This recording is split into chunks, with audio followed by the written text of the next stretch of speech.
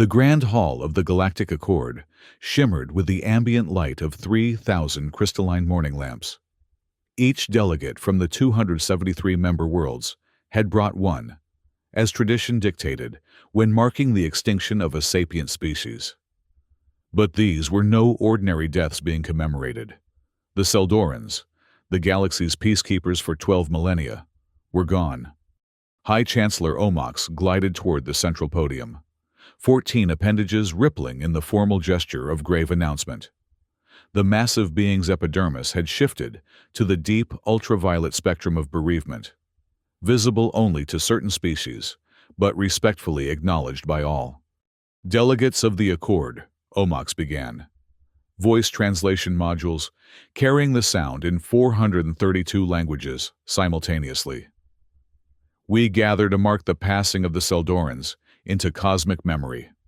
Their genetic decay, despite our finest scientific interventions, has claimed the last 3 billion of their kind. The guardian species that mediated our greatest conflicts, prevented 17 pan-galactic wars, and established the very principles of this accord, has departed existence. A resonant hum of sorrow vibrated through the hall. Ambassador Zixnathi of the Silicon Collective rose next, mechanical appendages extending to their full 3-meter height. The statistical probability of finding another species with the Seldorans' unique qualities is approximately 1 in 78 billion, the ambassador intoned, eye sensors scanning the assembly. Their evolutionary path produced perfect logical reasoning, absolute emotional neutrality, and biological immortality, until their DNA equivalent structures began to fail. The vacuum they leave cannot be filled by existing member species. Omox's skin shifted to a resolute green-gold. We have initiated a galaxy-wide search for candidates to assume guardianship duties. The Accord requires protection from external threats, like the Vorath Concordance. Without guardians, our mutual defense treaties lack enforcement mechanisms. In the furthest corner of the hall, the human delegation sat silently, having been briefly acknowledged, then functionally dismissed. Earth had joined the Accord only 38 years earlier, after several bungled first contact scenarios that had become legendary examples of diplomatic mishandling. Humans were still viewed as the awkward newcomers, representatives of a world considered primitive by the standards of species who had mastered interstellar travel thousands of years earlier. The lead human diplomat leaned forward, eyes narrowed, as discussions continued about criteria for guardian species. No one noticed when she began quietly conferring with her team. 2 days later, as the assembly prepared to adjourn until candidate species could be located, the human delegation requested speaking time. The request traveled through 7 layers of bureaucracy before reluctantly being granted. Esteemed delegates, the lead human diplomat began, standing alone at the secondary presentation podium. Earth formally applies to replace the Seldorans as the guardian species of the Galactic Accord. The translation pause that followed seemed eternal. Then, pandemonium erupted across the hall. "Order!" Chancellor Omox demanded, skin flashing alarming shades of skepticism. "The human delegate will explain this unexpected proposal." The diplomat smiled, causing several nearby delegates to shift uncomfortably. Human expressions remained unsettling to many species. "We understand the qualifications established by tradition. Guardian species must demonstrate exceptional resilience, strategic creativity, and willingness to intervene in conflicts without personal interest. Humanity possesses these qualities." Ambassador Zixnathi's mechanical form emitted a series of clicks that the translation system interpreted as derisive laughter. "Your species has existed in technological civilization for less than 3,000 years. You discovered faster-than-light travel only through chance contact with proximate explorers. Your planet has no nuclear weaponry longer than true global governance." "Precisely," the human replied without hesitation. "And yet we are here."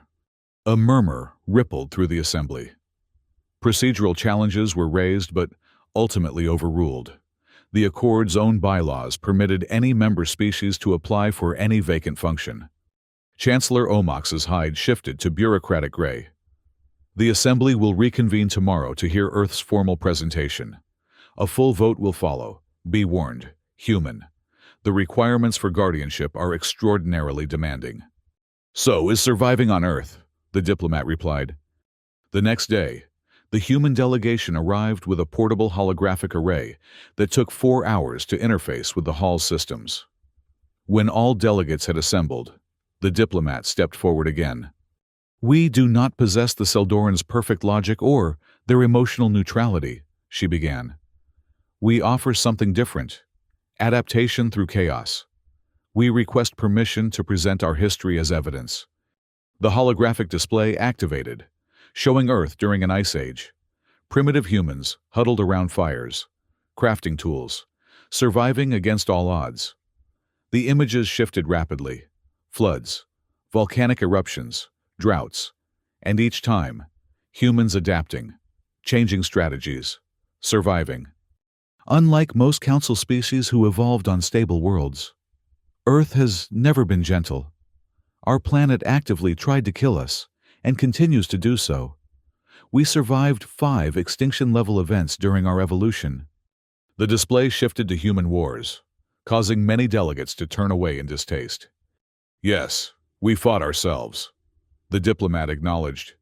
We nearly destroyed our civilization multiple times. But observe what followed each conflict.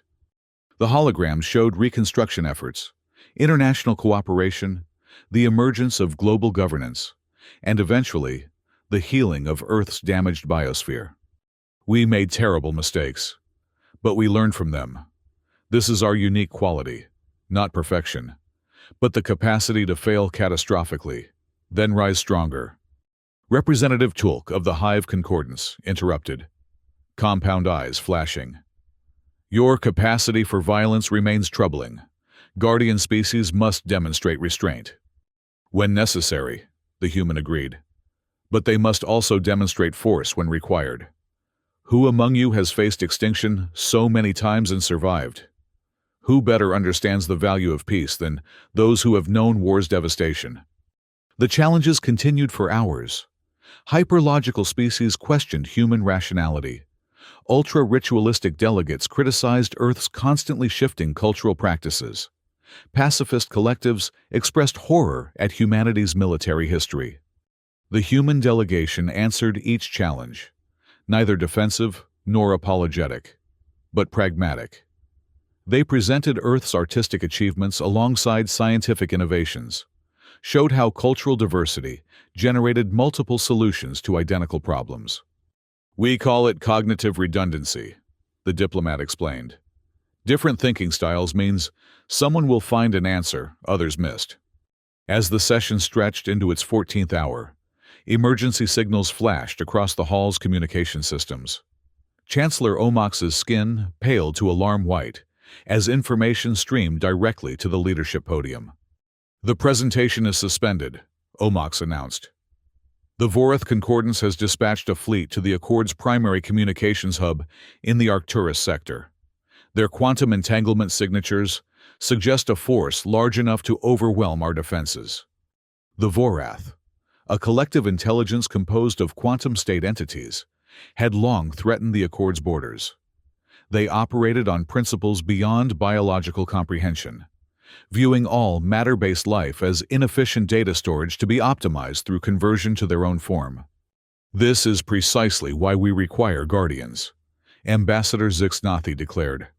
Without the Seldorans' strategic intervention, we face existential threat. The human diplomat stepped forward uninvited.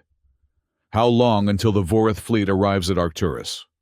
Chancellor Omox shifted to indignant purple, but answered nonetheless. Approximately 6 hours.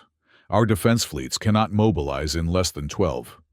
Then allow humanity to demonstrate guardianship rather than merely discuss it, the human proposed. Our delegation includes specialists in quantum mechanics.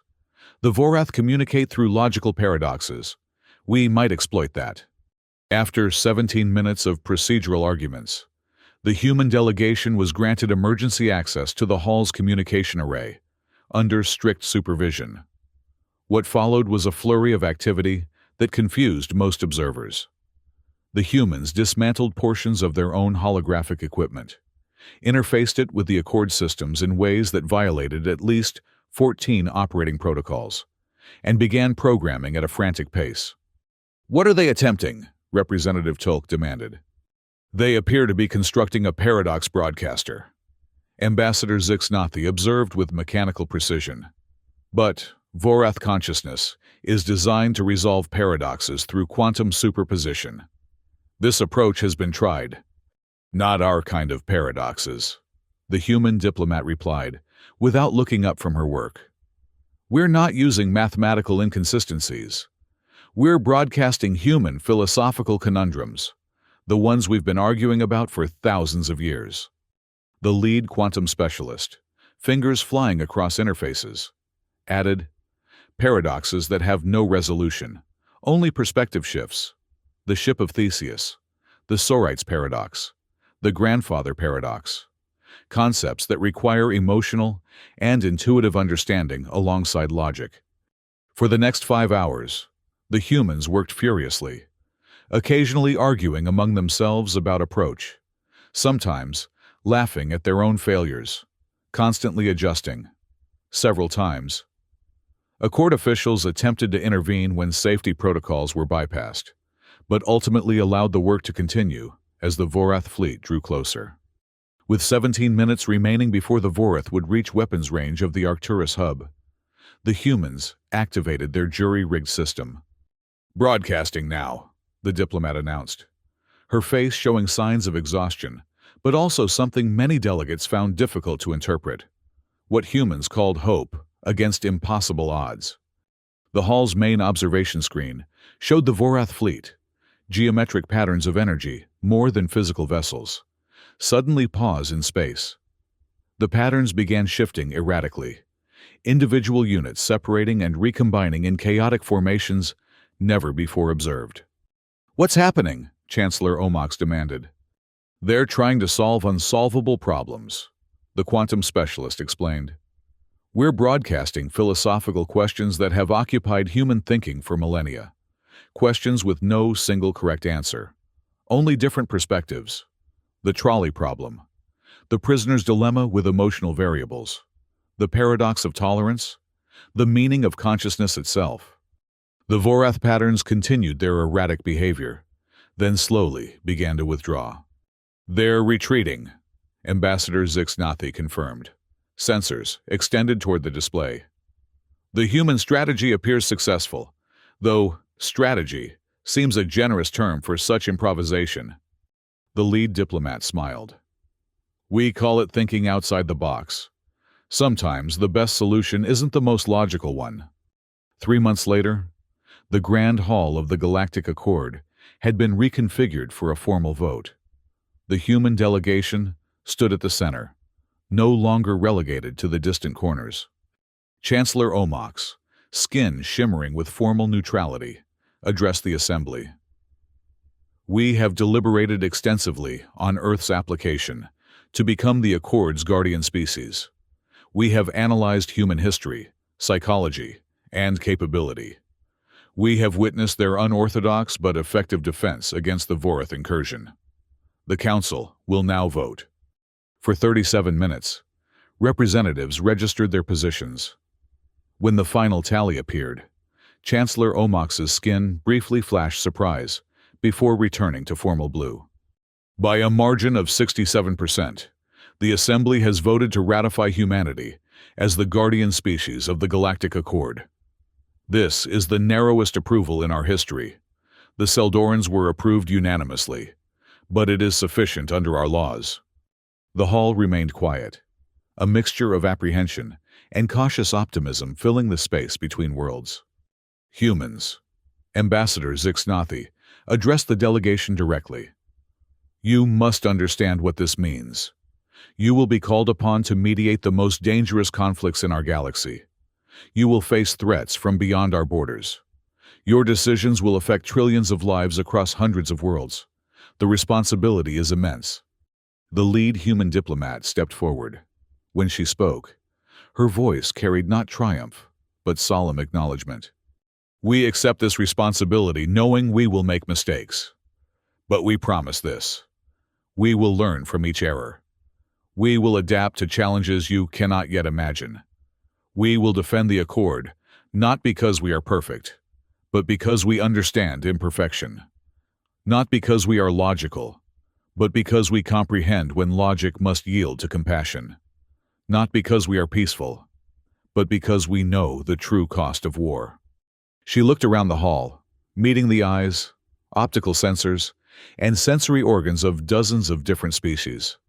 The Seldorans were magnificent guardians because they were everything we are not. Consistent, emotionally neutral, perfectly rational. We cannot replace them. But perhaps the next era doesn't need a replica of the last. Perhaps it needs something unpredictable. Something that creates solutions no one else would consider. Something that refuses to accept defeat, even when victory seems mathematically impossible. Chancellor Omox's skin rippled with cautious acceptance. The Accord formally recognizes humanity as its guardians. May we not regret this unprecedented decision. The human diplomat bowed slightly. History will judge whether this was wisdom or folly. But know this: we will give everything to prove your trust justified. As the assembly dispersed, Representative Tulk approached the human delegation. "An observation," the insectoid being clicked. "During the Vorath crisis, your team disagreed internally multiple times, yet produced a unified solution. How is this efficient?" The diplomat smiled. "It isn't efficient. It's effective. Different perspectives revealing different possibilities. Sometimes, the longest path leads to the best destination." "Humans are chaotic," Tulk noted. "This causes discomfort." "Change always does," she replied. "But without change, the Seldorans would still be here, and you wouldn't need us at all." As the humans prepared to depart for Earth, to begin the massive reorganization their new role would require, Ambassador Zixnathi intercepted them at the hall's grand entrance. "A query," the mechanical being stated. "Your strategy against the Vorath. The probability of success was incalculably small. Why attempt it?" The diplomat considered the question. Because someone had to try something. And throughout human history, our greatest achievements have always begun as impossibilities. "Most species seek to minimize uncertainty," Zixnathi observed. "We've learned to embrace it," she answered. "The universe isn't orderly. Why should its guardians be?" The ambassador's optical sensors studied her for a long moment. "The Accord may have made an error in judgment today, or perhaps the most logical choice. Only time will reveal which." The human laughed softly. "That's the most human thing you've said yet, Ambassador. Uncertainty about the future is our natural state of existence." As the delegation departed, Chancellor Omox watched from a distance, skin shifting through thoughtful patterns of blue and gold. The morning lamps for the Seldorans still glimmered throughout the hall. But now, they shared space with something new. The bright, unpredictable light of human potential. Whether that light would guide the Accord to safety or lead it to destruction remained to be seen. But for the first time since the Seldorans' decline began, something long absent had returned to the Grand Assembly of Worlds. Something the logical Seldorans had never quite understood, but had protected nonetheless. Something uniquely abundant in the strange bipeds from Earth. Hope, irrational, stubborn, essential hope.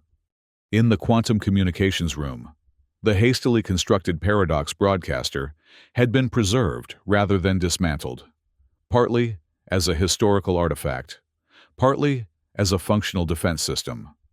Accord engineers were still trying to comprehend how such a chaotic assembly of mismatched technology had managed to repel the most dangerous threat the galaxy had faced in millennia. The answer, like humanity itself, remained stubbornly difficult to quantify. And perhaps that was precisely the point. The human delegation departed the Accord headquarters to prepare Earth for its new role. They carried with them the weight of a responsibility no one had expected them to shoulder, yet which they had volunteered for when all others hesitated. Behind them, 273 worlds watched with emotions ranging from dread to admiration. The last guardian species had gone extinct. Humanity, messy, violent, creative, compassionate, contradictory humanity, had volunteered to replace them. Not because they were qualified, but because they were needed. Across the vast chamber, the final morning lamp for the Seldorans flickered out, their remembrance period officially complete. In the sudden darkness, Chancellor Omox authorized the activation of a different illumination system. The hall slowly filled with light, simulating Earth's sun, bright, uneven, ever-shifting, yet undeniably powerful. A new era had begun. The jump from Arcturus back to the Sol system took 17 hours in hyperspace. The human delegation used this time to begin drafting implementation plans for Earth's new responsibilities. Existing military forces would need reorganization into a galactic peacekeeping structure. Educational systems would require expansion to include comprehensive knowledge of all Accord species. The economic implications alone were staggering. We'll need to establish a dedicated diplomatic corps just for intra-Accord disputes, one delegate noted, reviewing preliminary projections. The Seldorans maintained a force of 12 million mediators across 17 strategic sectors. The lead diplomat nodded, studying stellar maps showing conflict probability zones. The biggest challenge will be the knowledge gap. The Seldorans had 12,000 years of institutional memory. We're starting from scratch. Not entirely, the quantum specialist interjected. The Accord has granted us access to the Seldoran archives, their methodologies, their case histories. It's all there. But their thinking was fundamentally different from ours. Another team member pointed out. They approached problems through pure logic. We'll need to translate their methods into frameworks that make sense to human cognition. The lead diplomat's attention had drifted to the viewport, where hyperspace energies created streaming patterns of light. Maybe we shouldn't try to think like them at all, she mused. The Accord didn't choose us because we're second-rate Seldorans. They chose us because we're first-rate humans. They chose us because we were the only applicants, someone muttered. They chose us because we proved ourselves when it mattered, she corrected. The Vorath incident demonstrated something fundamental about humanity that the Accord needs now. We improvise, we adapt, we overcome. Where the Seldorans would have calculated probabilities and determined that stopping the Vorath was impossible, we just tried anyway. The quantum specialist laughed. With a jury-rigged paradox broadcaster that violated about 30 different safety protocols. Exactly. The diplomat turned from the viewport. Our proposal to the Accord Council needs to emphasize human adaptability, not our ability to mimic Seldoran processes. We'll learn from their archives, absolutely, but our implementation will be uniquely human. As Earth came into view, blue and green and swirled with white clouds, the delegation fell momentarily silent. Their homeworld, still recovering from centuries of environmental mismanagement, still politically fragmented despite global governance, still home to poverty and conflict alongside remarkable innovation and beauty. This imperfect sphere had just been entrusted with the safety of hundreds of more advanced worlds. They're going to regret this, aren't they? One of the junior delegates asked quietly. The lead diplomat considered the question seriously. Possibly. We might fail spectacularly, but we might also succeed in ways the Seldorans never could. That's the human paradox. Our greatest weakness and our greatest strength are the same thing: unpredictability. As their ship began descent procedures, communication channels activated with incoming messages from Earth governments, already reacting to the news that had reached them hours earlier. The delegation prepared for the endless meetings, resistance, and reshaping of human society that would follow. One question the quantum specialist said as they gathered their materials. "Why did you volunteer us for this? When you stood up in the hall that day, what made you think humanity could or should be the guardians?" The diplomat was silent for a long moment. "During the extinction memorial, I watched all those species mourning the Seldorans, but none of them stepped forward. They all just accepted that the guardian role was lost." She looked around at her team. "Humans don't accept loss like that. When something needs doing, we volunteer, even when we're not ready, even when we're scared. It's how we built everything we have." The ship touched down on Earth, where representatives from every major government waited to receive them. As the delegation prepared to disembark, the diplomat added one final thought. "Besides, now they'll have to take us seriously." 6 months later, the first human peacekeeping flotilla departed the Sol system, bound for the disputed territories between the Cygnus conglomerate and the free systems of Tau Ceti. The ships bore the newly created insignia of Earth's Guardian Corps, a simplified human hand supporting a stylized galaxy. The universe, with all its dangers and wonders, was waiting. Humanity, having volunteered for a responsibility no one believed they could handle, was answering the call. What they lacked in experience, they would make up for in determination. What they lacked in perfection, they would make up for in creativity.